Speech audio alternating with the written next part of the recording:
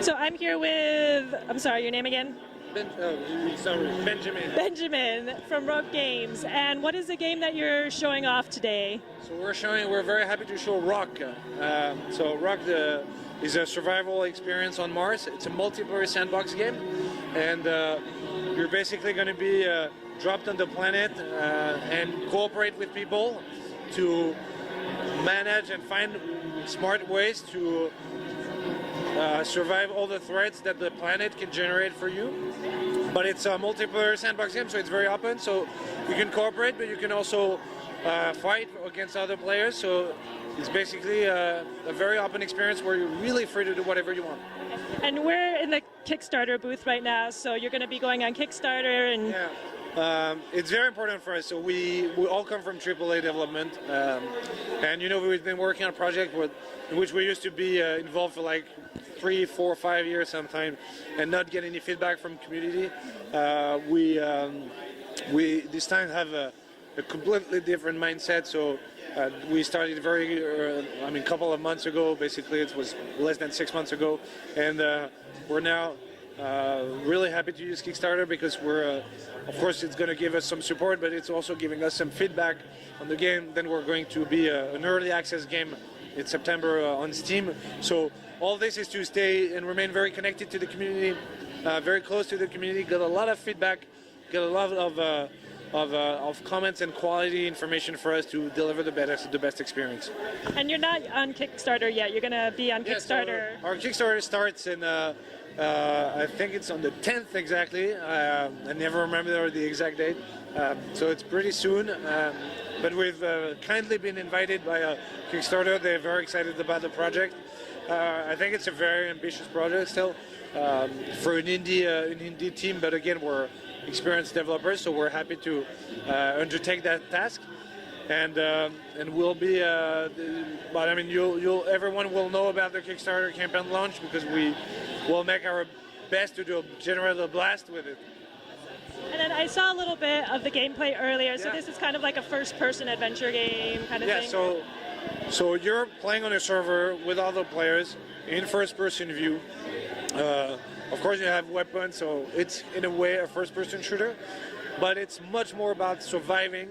It's much more about building, about crafting, and I hope that you guys will enjoy really the wide spectrum of activities and stuff that you can do.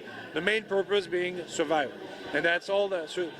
Survival is really your main focus. So everything you do, getting equipment, building your habitat, pressurizing it, be able to manufacture, craft.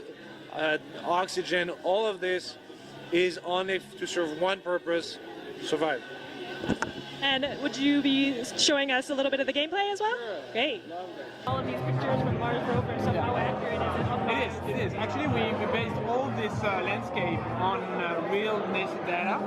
The only thing that we did is that if you just put Mars as NASA has pictured it, it's a bit boring. In terms of gameplay, it's long landscape, really plain landscape. So what we did is that we took part of those and kind of gameplay-mified it, so it's a bit more fun.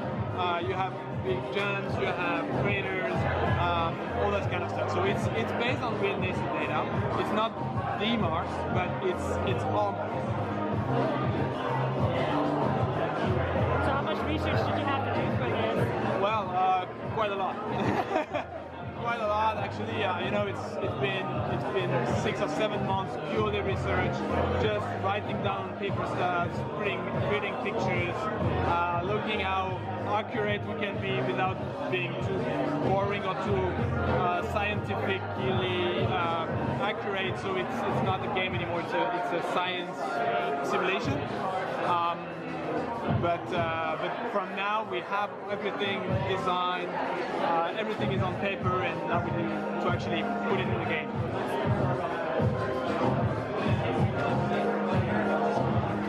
And we want to go as far as being able to craft vehicles and visit Mars on board of your own buggy or whatever you say. So now it looks like he's crafting. So actually, the goal of this demo is that you have your habitat, but in order to be able to survive, you need to pressurize it. So you need to finalize it, put some tiles here and there, put a door, and then plug on your tiles a system that allow you to breathe without your combination.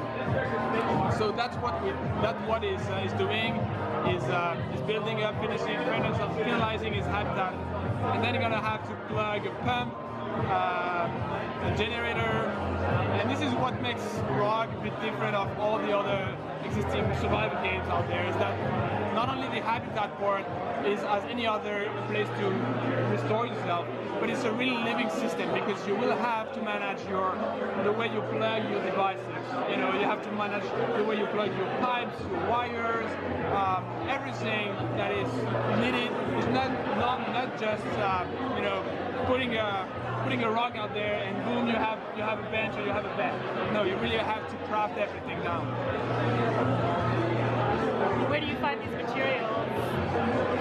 So all the materials for your components, you will be able to find them on the planet. And we actually did some research that with the existing raw material on Mars, you can do pretty much everything that you need to build survivable habitats, survivable weapons, working devices. So you will have to manage your skills to extract those resources, to refine them, and then to be able to craft your component. And then assembling your components, you will be able to craft bigger parts and so on and so forth. But we really want it to be realistic. You know, it's not a sci-fi game. You want to have any aliens attacking there, or you know, radioactive zombie bears. Although there will be some enemies since you have guns. Exactly, you have guns, so there will be enemies, primarily other players, but also some. I will not reveal everything from the backstory, but so you can play. So other players will be with you on the map. It can be with or against you. In this demo, actually, we could log in and help Ben to build his habitat bigger, faster, and so on. But we could also put traps, hack his devices, shoot him, or whatever it is. So yeah, this will be a big part at some point, because it's so deep and it's so big that you probably won't be able to manage at the best level everything on Rokh.